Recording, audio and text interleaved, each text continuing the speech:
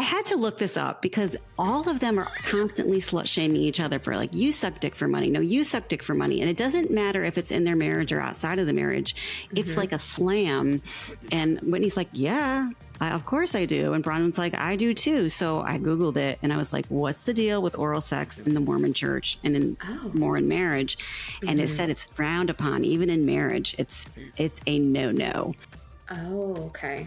Because I can't remember what I read, but basically don't do that or you're seen as sort of dirty or uncleanly. I don't know. So the way that they throw insults, even within the marriage around that, I thought, what is this about? Because it's constant. Yes. Welcome to Charmingly Toxic, where Prosecco meets psychology. And we're not diagnosing, but we are side-eyeing the charm, control, and emotional chaos. I'm Denise Caperso, licensed therapist and trauma specialist, here to unpack the toxic tropes from reality TV to real life with insight, humor, and zero judgment. Grab your glass and let's dive in.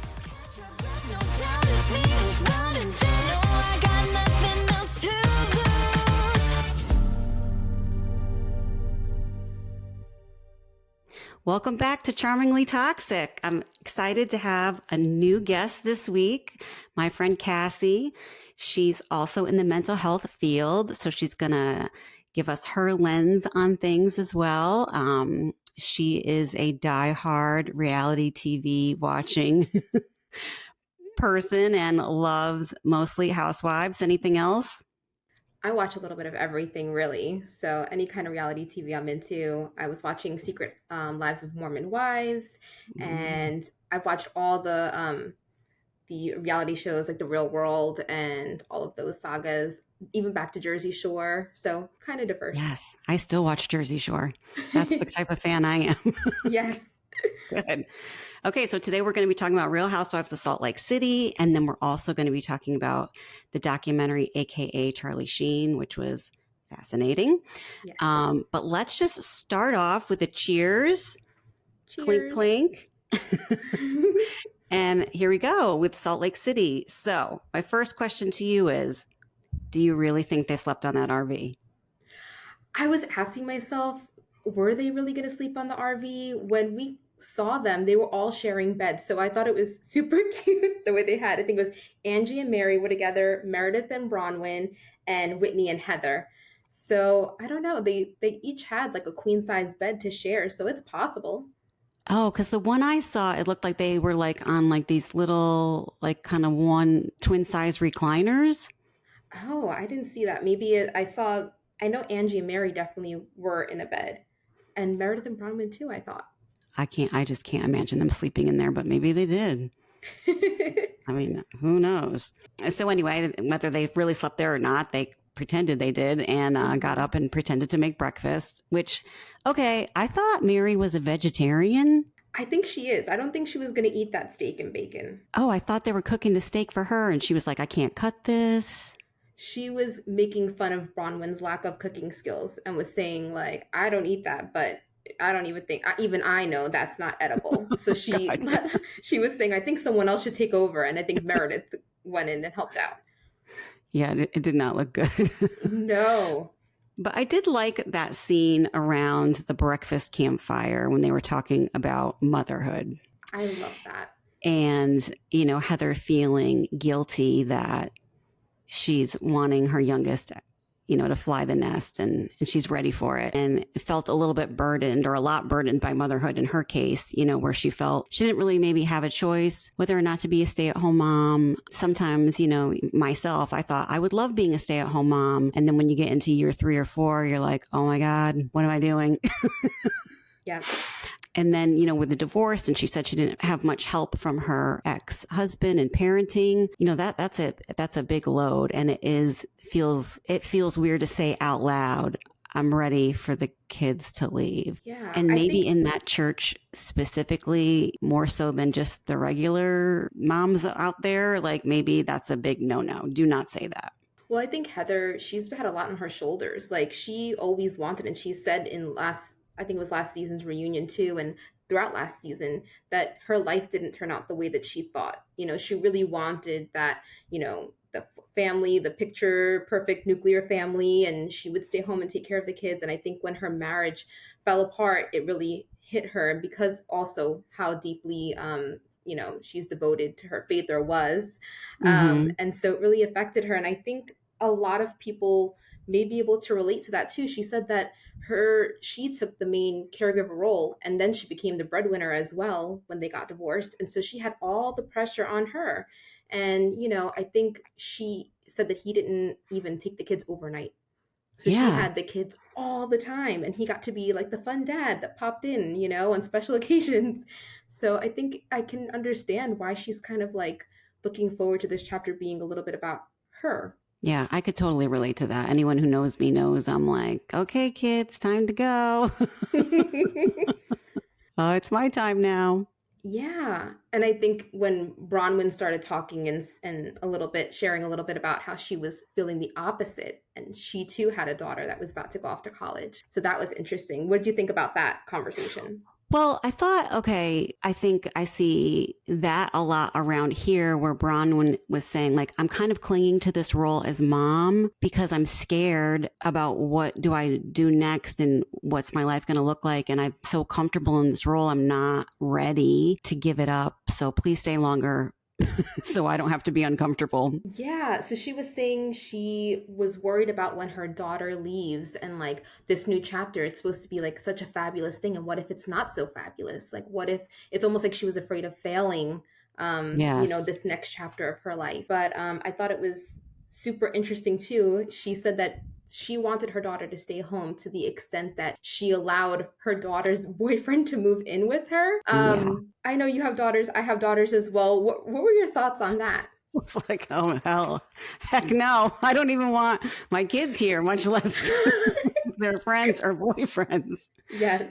So, so that spoke to me like of kind of this vulnerability or this desperation I kind of see in Bronwyn. And the fact that there is such this pressure of perfectionism on all of them. I think in Salt Lake City, just being in that community of I have to look perfect all the time. And if I do something, it has to turn out perfect. We saw that with Whitney kind of last week saying, hey, my business totally failed. And there's a lot of shame around that. And I think more so in that community, I talked a little bit last week about prosperity gospel. So if you're doing good work and you're out there and you're tithing to the church and you're making a lot of money, then God's going to bless you with wealth and material things. But on the other side of that, if your business fails or something's going wrong in your life, people are like, well, maybe you're not a good person. And that's why these things are happening to you. Okay. What are you doing in your life that's causing this downfall? Right. And I had that clip too where Whitney was talking with her husband. They flashed to that, and she was saying how she was really struggling with the loss of the business. And she had shared with the ladies, like, it's funny that, you guys want to, have the kids go off and go to college and all. I just want to be a stay-at-home mom again, but I can't, because I have to make all the money now. I have to figure out what we're going to do next to support ourselves. And when she was talking with her husband, she was sharing that and how difficult it was. And he was like, well, we did put everything into this business, and maybe, because it failed, it's just the way of, saying that this is not supposed to be where we are right now. We're not supposed to be doing this. We're supposed to be doing something else. And I guess it kind of fell in line for me a little bit with what you were saying. Like, they feel like it's something divine, like it didn't work out for a bigger reason than them. So if you just look, like, I think their marriage is on the line here because he had a good job and he got fired from his job for how she acted on Salt Lake City, right? Yes. And then she convinced him to put all their money into this business, which I read online was set up like an MLM. So of course, in the beginning, it did well. Yeah, what are they going to do? How are they going to regroup? And the tension must be really high because their kids, I think are in high school or middle school. Like, they got to think about college, and I don't know. That's going to be a big, big, heavy burden on them. Yes, I think so. I think their kids were 11 and 14. They showed her like playing with the kids and staying home with them. Yeah. But I agree with you. Like, they kind of got through that tough period when he did lose his job, and they recovered a little bit. But after this business loss, they have a lot to deal with moving forward. Yeah. Who else chimed in on that? I think they were talking about Mary. Mary started talking a little bit after that during that conversation, and um, I believe that Whitney started asking about Robert Jr., how he was Yeah. doing. And Mary did give props to Heather, which I liked, for being a really good mom. And, we've seen Mary struggle with this one son, and even kind of admits later on that she was a helicopter parent and maybe made his life too easy. But wow, that's going to be a tough road for her too. I mean, we'll talk about that in a few minutes, or when we get to it. But that poor child, I mean, oh boy. I know. I really enjoyed the Mary, like last season and this season. Like I wasn't the biggest Mary fan in the past. Like I felt like she was a little bit cold and hard to relate to, and but I feel like she's opened up so much more the last season and this season. And you're right. I think like especially towards Heather too. They used to be two that did not get along, and for her to come out and really give Heather props for being a single mom, raising her three daughters. She said, hey, I only have one child and I have Robert Sr., and it was still really hard. Yeah. So I really enjoyed this whole scene and got to know like the moms opening up and seeing each other like as women and bonding over motherhood and the difficult chapters in their life. And they were all supportive. It kind of like they took off their shields and kind of like were really vulnerable with each other, which we don't always get. No, this was a kind of a nice scene, which yeah, right, where they bonded a little bit. Yes. But then they started talking bad about Lisa, right? And all of these lawsuits that are in what they call it, the Salt Lake Tribune. Mm-hmm. I mean, I've said with Lisa, where there's smoke, there's fire, and this is going to be something big. Are we at the point now where Lisa and Heather go to lunch? Well, first they start talking about it at the campfire, and Right. Angie makes the comment that Lisa's like Jen Shah, and everyone goes crazy. And then she said, "Oh, it's a bad joke." She tried to go back and take it back, but it was already out there. There was no going back, and so we know that's going to spell trouble for her later in the episode. We hear about that. Oh, definitely. But they've all been reading this about Lisa. This is, they're kind of like, wait, what? But they've all, I'm sure, been reading about this. And, that's a small community. So I'm sure people are talking about it. Except for Heather, who claims she didn't ever hear anything about this. So she must have been living under a rock because No, it was she definitely knows. In the Tribune. Yeah. They all know. So then we go to, did you have anything more to say about their lunch? Oh, Heather kind of fawning all over Lisa, but then also stirring the pot. I don't understand the relationship at all. Yeah, it's a little difficult to watch. I feel like Heather's another polarizing character for me. I feel like Heather she's come into her own. I'm glad that she's feeling more confident these days and speaking her mind. But I feel like she's also wanted so badly to be with like the cool girls and fit in. And now that she's finally starting to build those relationships, she's so overly loyal to them. So like I felt like she was really trying to be the kiss up to Lisa. Because I think Lisa has stuff on everybody and she's a dirty dealer. Mm-hmm. And I think she holds stuff and gets stuff on people and says, you better back me up. You better back me up. And that's why she was asking, did Meredith back me up? Mm-hmm. And they said Meredith was quiet, and that really seemed to bother her. Well, Meredith is always stoned or high or whatever the hell she's got going on. Like she's like barely there. Yes. It's like, does she have a pulse? Is she blinking? Is she breathing? I don't know. I thought it was funny when they sat down in the restaurant though, and the people watching them come in because they were so fake. Like, oh my God, I love your shirt. I love your pants. I love your... Yes. Your hair looks amazing. I almost thought the same thing. Yeah, that was... But they're like that every time they meet each other. Mm-hmm. All housewives, I think, are a little bit like that. Yeah. So after that, we get into this conversation with Mary and her son. Yeah. Mm-hmm. So all I could think of, well, first of all, he was definitely on something. Mm-hmm. But second of all, it was like an 8-year-old on something. Mm-hmm. He is so childlike, but also completely out of it. Yes, he seems very naive, and we met him years ago, and he still seems very young. And I know, if I remember correctly, in seasons past, he got married and everything, and I guess that didn't work out. But you're right, he does seem so naive. It's hard to believe. So I think she had a tight leash on him. And even when they were married, the, the wife lived with them. I don't know how big this house is Hmm. and how, I think Mary was so heavily involved in that church. And I don't know if it's still up and running or what's going on there, but I don't think that she was present a lot. Hmm. Um, so maybe it was, I don't know, but he is emotionally stunted. Oh, for sure. And I think the church is up and running. They did some renovations. I think she talked about this episode or maybe the last, but she had said that they were doing renovations and they've had a couple of services, and so it's slowly coming back. But I agree. I think that she was off doing something else for a while, and maybe he wasn't the priority.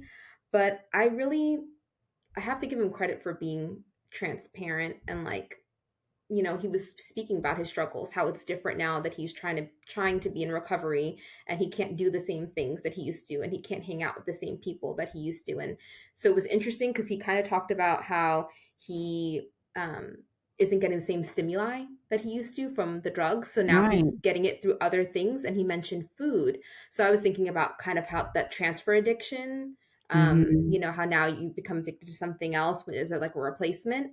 So he said food, and then he confessed to her that he was using marijuana, I believe. So.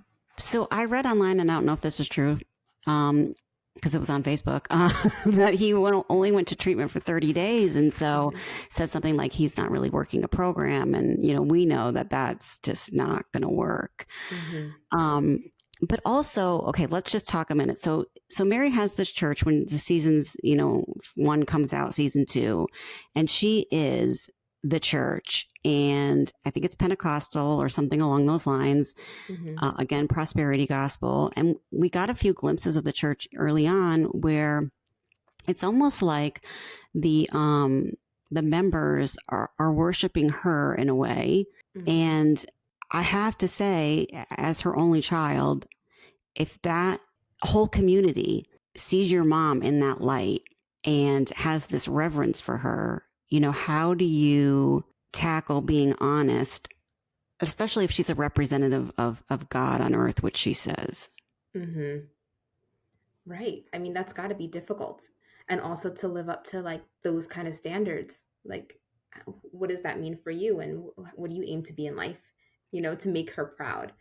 Yeah. Um, but I'm surprised she hasn't brought the religious aspect into it at all, because it's like we're seeing two different Marys. Like Mary from yes. season 1 and 2 was church is everything. I'm this, you know, representative of Jesus or God on earth. Mhm. And now it's like silence. She doesn't speak about it at all.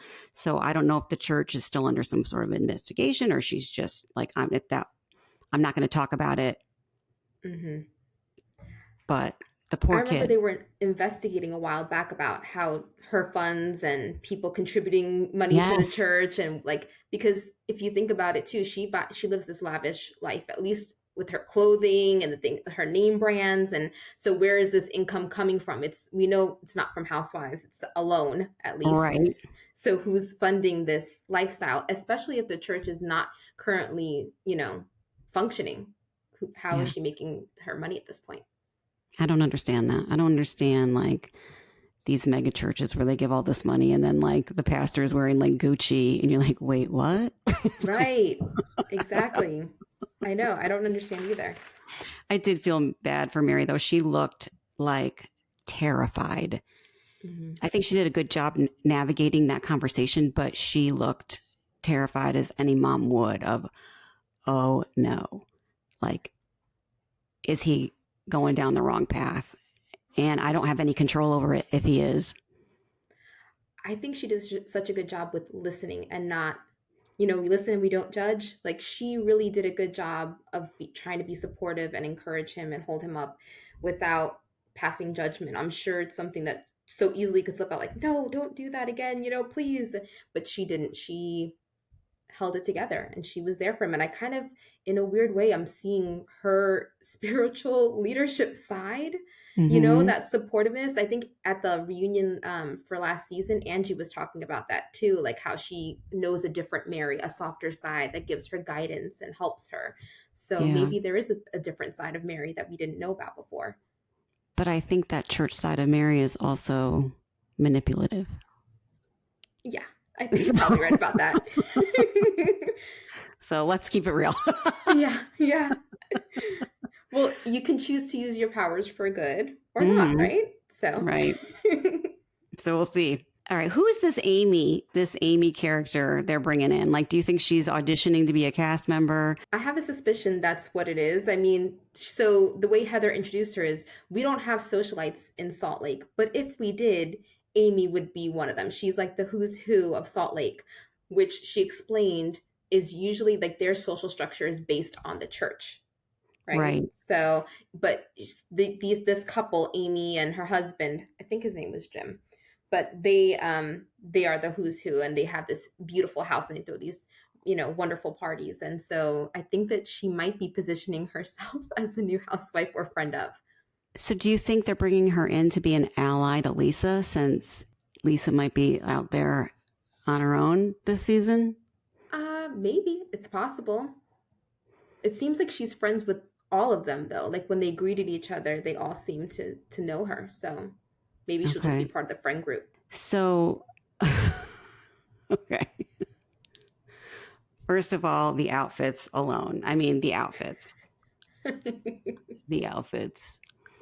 I wish I could show clips, of these Bronwyn's dress. I mean, first I was like, where did she get this dress? But then I watched the Watch What Happens Live. Me It too. was Yes. Christian Siriano, right? Yep. I was like, where does one even get this kind of outfit? Or even that pink fluffy thing she wears in the confessional. Feathers. Uh-huh. So it must be like she gets all her stuff from him. Yes. She said he was almost her date there. So we Oh almost got a yeah, guest yeah. She appearance did say from that on him. Watch What Yeah. Happens Live. Mm-hmm. She's got her climbing skills in there. She does.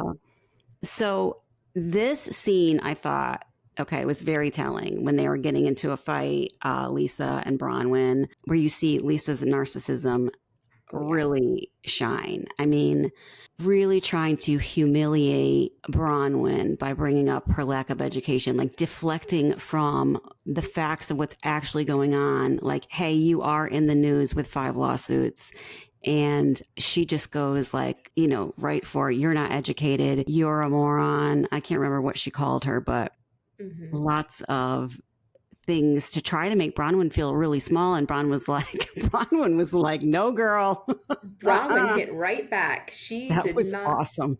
miss a beat. She was armed. And then here go the producers with the receipts. Like they're literally everything Lisa's saying, they're putting it up as parts of the lawsuit, in Bronwyn's favor, supporting what she's saying.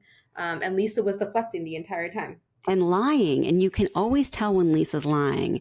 It's like she's scurrying around like a rat or like a mouse, like caught. Yep. She gets really frantic and Mm-hmm. just starts saying terrible things. Yes. Yes. Which should we get to that part? Oh, I mean, I know what you're about to say, and I have no idea what it is. Go ahead. So this gout dick sucker, right? Yes. So gout, do you know what gout is? I know what gout is, yeah, Okay. but I just that combination of words together just caught me by crazy. surprise. I was like, how did she come up with that? But also, I had to look this up because all of them are constantly slut shaming each other for like, you suck dick for money. No, you suck dick for money. And it doesn't matter if it's in their marriage or outside of the marriage. It's like a slam. And Whitney's like, yeah, of course I do. And Bronwyn's like, I do too. So I Googled it and I was like, what's the deal with oral sex in the Mormon church and in Mormon marriage? And it said it's frowned upon, even in marriage. It's a no-no. Oh, okay. Because I can't remember what I read, but basically don't do that or you're seen as sort of dirty or uncleanly. I don't know. Mm-hmm. So the way that they throw insults, even within the marriage around that, I thought, what is this about? Because it's constant. Yes. You're right. I didn't put that together, but you're right. It's part of the religion, the religious undertones as well. Hmm. I mean, that is their go-to line every season. That means you're a dirt scum person if I say you have oral sex. Yes. But I love that Braun went him back and was like, yes, like she's someone and I've grown to really like as well. I feel like she's a straight shooter. She'll say it like it is. And she said, yeah, I do. But at least I'm the one, my husband's the one paying my bills, not this, phantom person that's part of this lawsuit, and then the producers again The put that up. The receipts. pages. Yes. Hmm. I mean, props to Bronwyn for mopping the floor with Lisa. Like Lisa had to walk away. Like she had no retort left. Like she kind of scurried away. And everyone was like, wow, that was some amazing stuff. Good work, Bronwyn. She wasn't ready. I think she thought she was going to go in and she was going to like take her out and silence her. Yes. Um, do you remember when they went to lunch? I think it was, and they were talking about Lisa was with Heather. I think Heather's lunch, and she was talking about, oh, they're mistaken. These lawsuits have been dismissed, or they're about to be Yep. dismissed. And her narcissism was on clear display. She was talking about how she does big things, and nobody has businesses like she does. And surprise for her, have you heard about Angie's new business? No. So Angie is coming out with a tequila, a rosé tequila. Oh my God. Yes. So she is going to give Vita a run for its money. And I saw that there was an Instagram thing, an exchange between them. And they were basically going back and forth. And let me see if I can find my notes on it really quick. I saw something too about Vita Tequila I was going to read. Yes, let me see. Because Lisa was like, I live a very different life. Everyone knows I do big things. And Heather, like, cut to Heather in the confessional because Heather would never say it to Lisa's face. Like, that's not true. Like, she's, we all have good businesses. And I don't understand why she's making us seem basic and like we're not as good as her. Yeah. And I do think Lisa cuts deals left and right behind her husband's back, for sure. I always thought she was running game, especially if, remember that episode, I don't remember what season was, when she was caught on hot mic moment, like screaming all of that horrible stuff about Meredith. Meredith, yes. And I'm like, these two have such dirt on each other and they're almost playing like chicken. And I think that's, again, why Lisa was like, is Meredith on my side? Did Meredith stick up for me? Lisa will deflect from her bad business doings by telling the others dirty secrets. But when it's out in the news and public record, girl, come on now. I know. In the local newspaper. It's not like it's on some blog or something like that she can just say it's untrue and dismiss it. It's public record. So Angie made a post to promote her tequila brand, and it was like a bunch of pictures, and her post was captioned, "For tequila as smooth as my shade," and right. So then Lisa hit back, and I think she cursed. So what did she say? She said, "I would effing hate always being a copy." And that's what she put back to Angie. So it's going to get interesting. I have a feeling this is going to play out later on in the season because, Vita is like her baby. She's so protective of it and she's always promoting it. So can you imagine another tequila is on the scene? No. And she's always trying to protect her image as a businesswoman. So this is going to, all of her lies are going to start to eke out this season. And I think, we see a clip of her really crying. Even in that scene with Heather, she's crying because what's the word I'm looking for? It's like the mask is dropping a little bit, or people are seeing the underside or the not great side, and she's scared to death. Her image is everything to her. Yeah. I remember when she was crying back when they went on that trip. I think it was to Palm Springs, and they were talking about her being seen without her makeup on, and she lost it. Yes. So image is everything to her. And we learned a little bit more about her childhood during the reunion last year. She's one of 6. Her parents wouldn't even notice if she wasn't there. So her children and her husband are her whole world. And this image that she's built herself up as is everything to her. So if things don't seem perfect or it looks like she's not as successful. Remember, maybe she's not with Blake and Ben that time, you know? Right.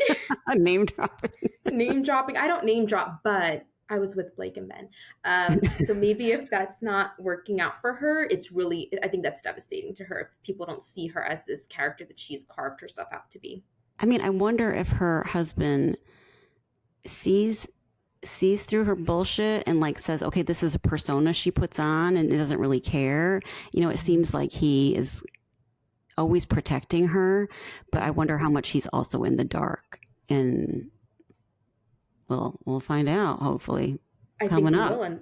And these lawsuits kind of show that too, because allegedly she borrowed $400,000 from someone and he wasn't aware. And it said that in the lawsuit itself. I mean, yeah. So I think I'm giving the toxic person of the week on this show, worst behavior to Lisa. Hands down. I am too. I'll have to say she takes the cake. Yeah, that was rough. But I'm excited for next week. And my friend Joanne's going to be back next week talking about Salt Lake City with me, as well as Plathville. We're not talking about Plathville this week, but we are going to talk about AKA Charlie Sheen. So good. So, okay, you're a lot younger than me. So Charlie Sheen, I kind of had a crush on him or fell in love with him. I think I was like in 7th or 8th grade or something. It was when Ferris Bueller's Day Off was in the movies, and he made like this short appearance, and everyone was like, "Oh my God, who is this guy? He's so hot." Yep, with Jennifer Grey. Yeah, and you know, I really thought episode 1 they did a great job of making him this very likable character that America loved and came from a wonderful family. Kind of tried to show him as like innocent and play off America's love for his father and his brother. I was kind of, by the end of episode 1, I was like, okay, are we going to get into the real stuff here? Like spicy things. Yeah. Yes. So episode 2 was everything for me, but I don't know what you felt about episode 1. I enjoyed episode 1 too, kind of seeing how he grew up. I didn't know he was childhood friends with Sean Penn, so that was interesting, right?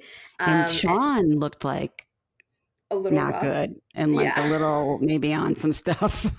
Yeah, but he had a lot of interesting things to say and a lot of insights about him. But just seeing how he got started in the acting business, and I mean, there were a lot of themes that I kind of picked up in the beginning, but and we can get into them later on. But it was just this fact of consequences. So even you were talking about Ferris Bueller's, and he was talking about how he woke up late because he had stayed up all night to try to do this method acting and look really exhausted, and so he ended up waking up late, and he thought he was going to be in so much trouble. And the director was just like, "All right, you're here, great, go ahead and get started." And he was like, "I kind of saw like I can get away with this, and there's not really consequences." This kept happening again with Nick Cage on the plane. Apparently he shot Kelly Preston accidentally and got away with it. And throughout this documentary, he's talking about these crazy things that he does, and everything just kind of works out for him. Yeah.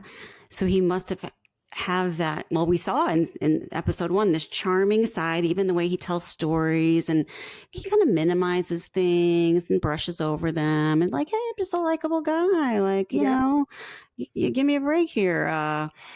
And I think that was the part that was like starting to feel icky to me because I could see how people were like, yeah, look at him. What a great guy.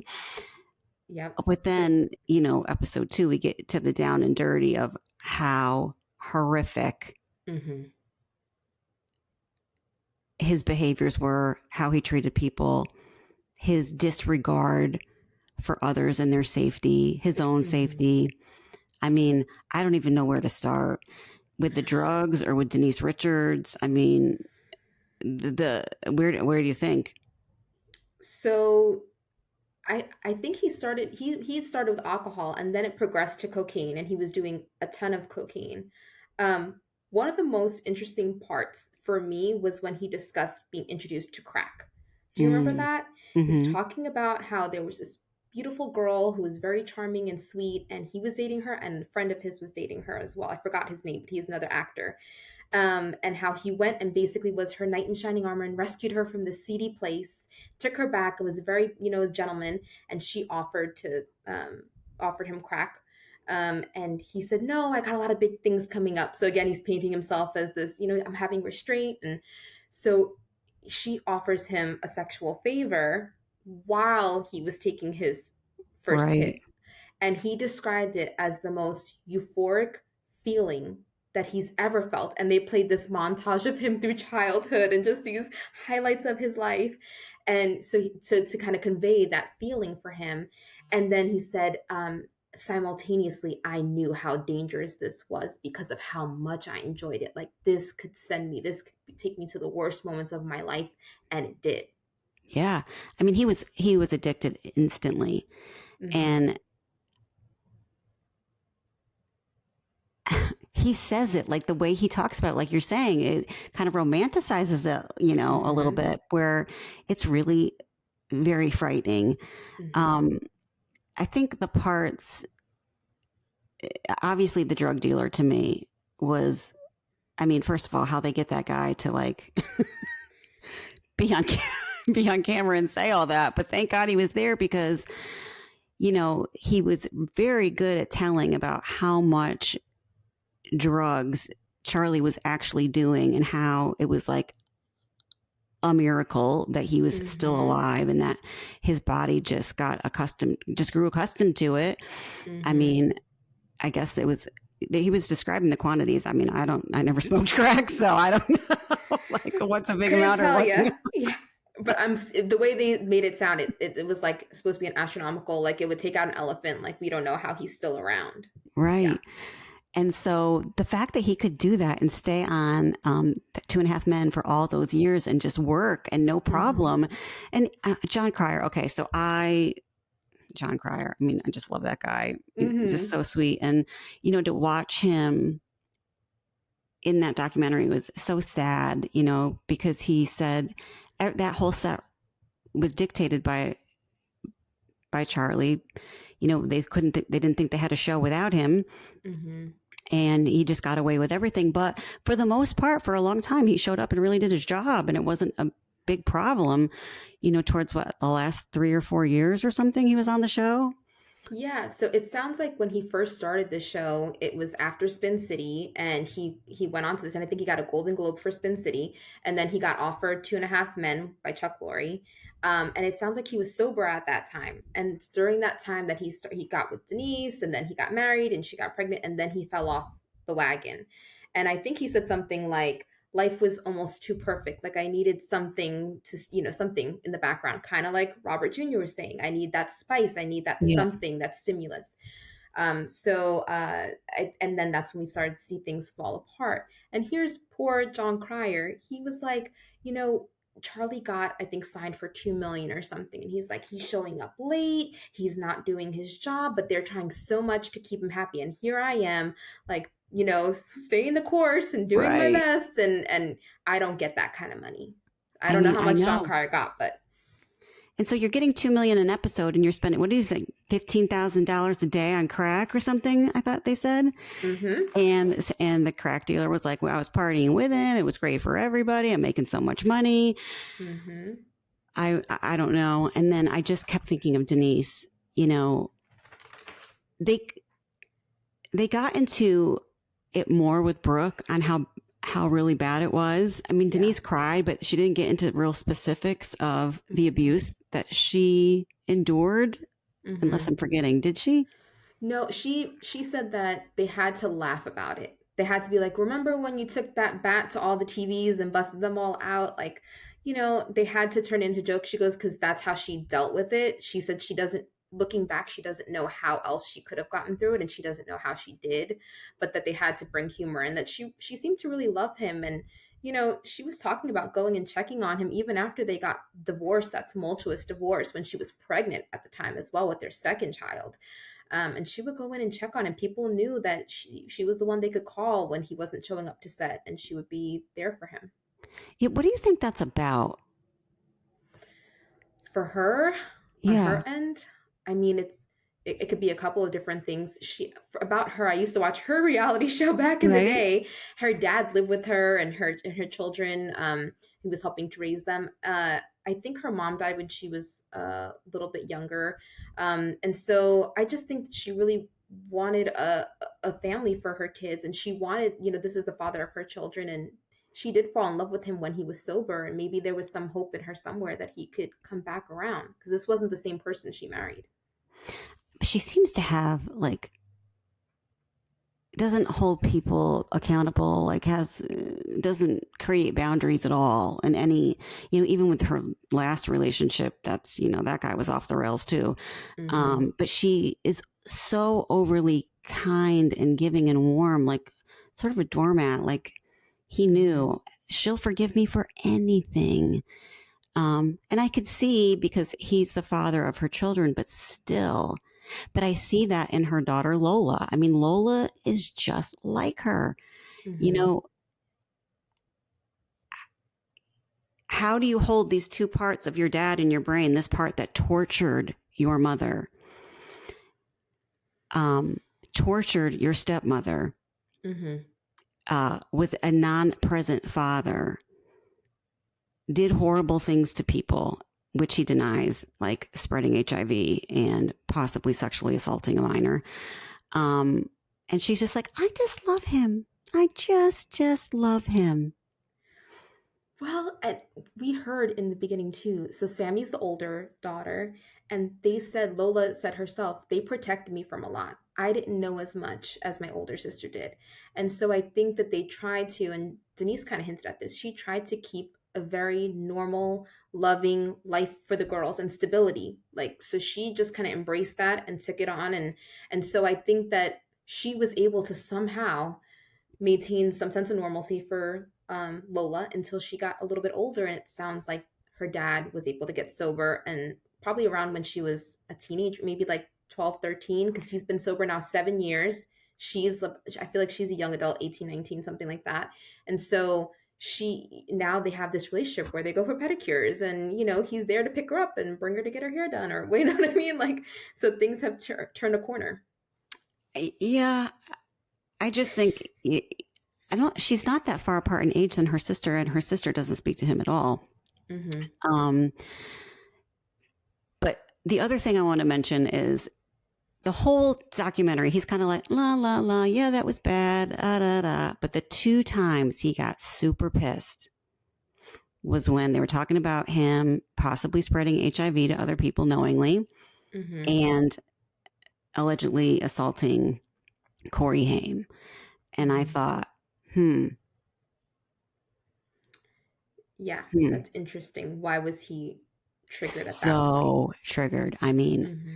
all the other horrible things that he did along the way, like hold a knife to his wife's throat, and when he was just out of his mind with psychosis for Mm-hmm. what was it, like 4 to 6 months or something? I think it was even longer than that. They talked about a couple of different bouts there. One when they were in Aspen and they both were in a drug fueled, like a bender, and she ended up recanting her story to protect him from getting, prison time basically. And she said the DA was very upset with her, but she also admitted that her recollection of things, now I don't think nothing happened obviously, but her recollection being extremely high also was probably like clips here and there, like she doesn't have a full story to tell either. I don't believe That's that for 1 second. I You don't. think she knows I everything? think he told her. How do you know we were fucked up like that? Mm-hmm. I don't. That memory's not true. I totally believe that. Mm-mm.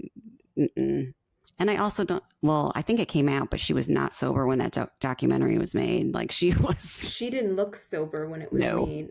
But he said too that she was in the process, like she was still, on her navigating her course to try to be sober, and that's why he had one of their sons Yeah. at least. Mm-hmm. But going back to what you were saying though, he was on a bender for months, and then he had the whole hashtag winning. But there was something else you mentioned right before that. What was it? About the HIV or the sexual Yes, assault. yes, that made him so triggered, he denied it. He said that Corey Haim's mom, and they showed a clip there that she even said that that didn't happen, and he was very upset with Corey Feldman because Corey Feldman was the one that made the allegation. I think Corey Haim had passed on already at that point. Yeah, I don't know. I heard Corey Haim's mom was not a great person, so I really don't know what's true or not true. I just saw this insane reaction. And how does he know for sure he did not give anyone HIV? I mean, really? How? That's impossible to know. He swears up and down that he was practicing safe sex and also that he was taking medication, so he was undetectable at that point. Like his numbers were really low. I don't know. Will we ever know that that's the case? No, but he did pay off a lot of people in the meanwhile to keep his HIV diagnosis quiet. Yes. I mean, him just admitting that, like, yeah, paid this one 2 million, paid this one 1.5 million. I mean, it just like nothing. If I got off most easy, off my back. At least 500,000 a piece if I was lucky. If some cost more. What I want to see is another documentary done by like Hulu or another streaming service that interviews other people in his life, right? Maybe Sammy or maybe his father, maybe his brother, and maybe just get a little bit of a different spin on this. I think that would be really interesting. Right. I think it was super interesting. Did you see before his whole winning era? Okay, so he was finishing Two and a Half Men. They ended up canceling the show. It was a tirade against Chuck Lorre, who was the creator. And so he ended up losing his job. They have the clip on camera of Warner Brothers pulling the plug and his reaction. He said, "It's okay, I'm better than them anyway." And this started his downward spiral when he had the tour and his hashtag winning period, and he chalks it up to a mix of alcohol, cocaine, and he said testosterone. I don't know much about testosterone, but he said that the levels, like a normal male, is supposed to be like 780, and he was like 4,000, and that created like a manic episode for him, or a series of manic episodes. That was crazy to me too. But I was also thinking, like, the worst thing, narcissists, and I think he is one, can't handle shame in any way, especially public shame, right? That firing in and of itself was enough for him to spiral out of control. But add in those other layers of drugs, testosterone, I mean, yeah, that's what we saw. That's what we got. And he was a scary, scary person for a long time. Yeah. And I don't know that he'll stay sober the rest of his life. I hope that he would. I really do. I hope for him that he's able to stay sober. It seems like he's turned a corner, and he's built a life for himself with his kids, and he's, I like seeing that side of him, the charming, rational, sane human being, and who's able to reflect and share interesting stories and things like that. But just thinking about how far he's come in his whole journey, I really enjoyed watching. Like, he talked about every time his dad has shown up for him, every time he went to get sober. His dad even had him arrested to take him to rehab. And he talked about trying to cheat the rehab system and have like his driver bring him drugs to rehab and throw it over the fence. Like, I mean, he's had a lot of people there for him throughout his life to help him with his sobriety journey. I don't know. I just don't know that this guy can outrun his ego. And when your ego takes over with addiction, I don't know. We'll see. I mean, fingers crossed for his kids, for himself, for his ex-wives. I hope so. I agree with you in the sense that, like, again, going back to those, he's never had to fully face consequences. And he even said himself, like, there's always something bigger and better around the corner. Like, I might go through something really difficult, and then like it's meant to be, like, something else comes around and helps me out. Yeah. So with that thinking, when you think about when you're trying to reason and weigh out what's the, like, motivational interviewing, like, what are your reasons for quitting? What are your reasons for staying sober? If he doesn't really have substantial reasons to do so because he thinks, regardless of him being sober or not, that things are just going to work out in the end. It's Yeah. difficult to maintain that sobriety and not to chase that high, that euphoria, the best that he's ever felt in his life again. Yeah. We'll see. Mm-hmm. So, any shows you're looking forward to seeing, watching, maybe coming back on and recapping? Yeah, I'm interested in Potomac. We saw the commercial. I didn't see it.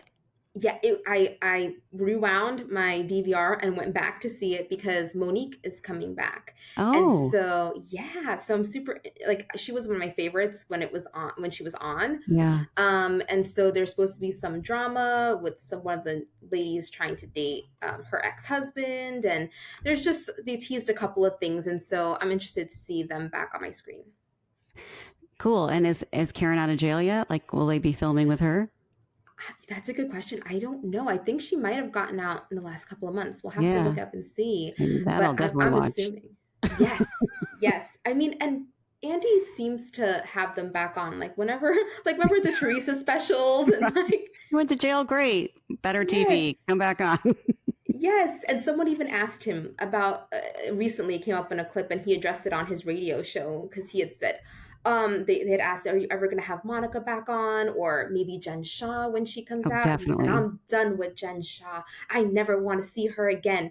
And so he recently said on his Bravo Andy show, sometimes I get a little mouthy and I get ahead of myself, and so he's really like Yep. he's She's trying coming to back rein for that back sure. in so she Yeah. can come back. And I think we're all interested. Like everyone, America loves a comeback story. So They like do. she paid her dues. She's, she made some bad choices, but like let's see how she rebuilds and how she fits back into this, these group of ladies in society. Or that she's just the same person coming back, which I think is what we'll see. I mean, it's possible, but we're going to hope for You're growth. so optimistic. Yes. We're going to hope for growth and that she's had this big epiphany and things have changed for her, but we'll have to, and that's the thing. We're going to tune in to see. It's absolutely. Well, I would love to have you back another time. Thank you so much for being on today and sharing my love of reality TV. Have a good rest of the night, and I'll see you again. Thanks. You too. Okay. Bye. Bye-bye. I hope you enjoyed this episode of Charmingly Toxic with me, your host, Denise Capurso. Be sure to like, subscribe, and pass on to your fellow reality TV junkies. You can connect with me on Instagram at Denise_support coach and on Facebook at Denise Capurso Counseling and Coaching. This podcast is for entertainment and educational purposes only. While I am a licensed therapist, I'm not diagnosing anyone for therapeutic purposes, and these are not my clients. Expect sarcasm, snark, and a few clinical insights woven in. I talk about toxic relationships, power dynamics, and emotional safety.